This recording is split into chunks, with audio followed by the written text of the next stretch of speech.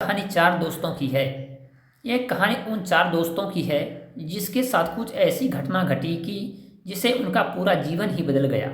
आइए जानते हैं कि क्या हुआ ऐसा। मुंबई शहर की रहने वाली प्रिया शर्मा अपने दोस्तों के साथ रवि, साहिल और विजय के साथ शिमला जाने का प्लान बनाया। वह सब शिमला जाने के लिए बस में बैठ गए। कुछ ही देर में प्रिया सो गई। अचानक प्रिया की नींद खुल गई तो उसने देखा कि बस में कोई नहीं था। बस का ड्राइवर भी नहीं था। बस अपने आप ही चल रही थी। उनके सारे दोस्तों भी बस में नहीं थे। यह सब देखकर डर के मारे प्रिया जोर जोर से चिल्लाने लगी। अचानक उसे लगी कि कोई उसके पीछे खड़ा है। जब उसने पीछे मुड़कर देखा तो वहाँ एक स्त्री बैठी हुई थी। उस स्त्री का चेहरा जला हुआ था। ऐसा लग रहा था कि किसने उसके चेहरे पर एसिड फेंका हो।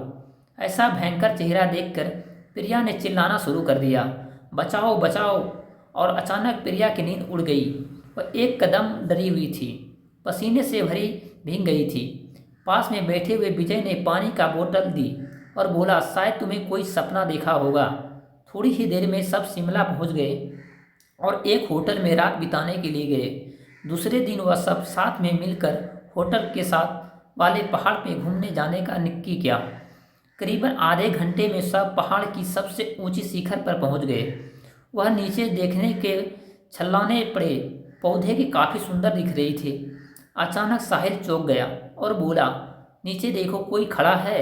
लगता कोई नहीं है। स्त्री और रवि देखने लगे लेकिन उन्हें कोई दिखाई नहीं दे रहा था और बोला, तू पागल हो गया क्या? इस घने जंगल में कोई स्त्री कैसे आ सकती है? तुम्हें शायद कोई भ्रम हुआ होगा। उसके बाद में वह सब खुली जगह पर चले गए। रात होने वाली थी, इसलिए वह सब ने पहाड़ पर ही रुकने का निर्णय किया। इसलिए उन सब ने कहाँ से तंबू लगाकर खाने पीने के लिए सामान बाहर निकाला। प्रिया के बैग में बाहर ही, इसलिए वह लेने आए। बाहर गई तो वहाँ पर उसे किसी आवाज़ सुनाई दी।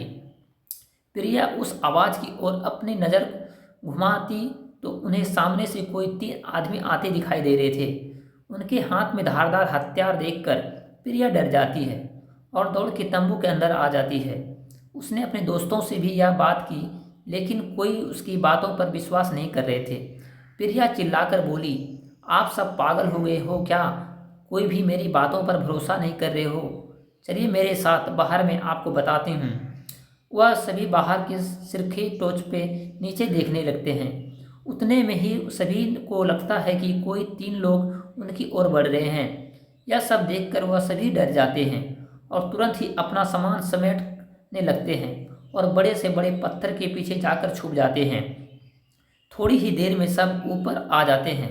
प्रिया देख रही कि उनके हाथ, पैर और सिर आम आदमी जैसे बिल्कुल नहीं थे। वह सब एक जगह पे बैठ जाते हैं और कुछ तांत्रिक विद्या शुरू कर देते हैं। उन्हें में से एक आदमी अपने हाथों की उंगली को काट देता है, लेकिन अंधेरे की वजह से उन्हें कुछ भी ठीक से दिखाई नहीं देता है। अचानक उन चारों ने देखा कि एक औरत उन आदमियों के बीच में आके लेट जाती है। कोई नहीं जानता है कि आखिर वह औरत वहाँ से पहुँची कैसे।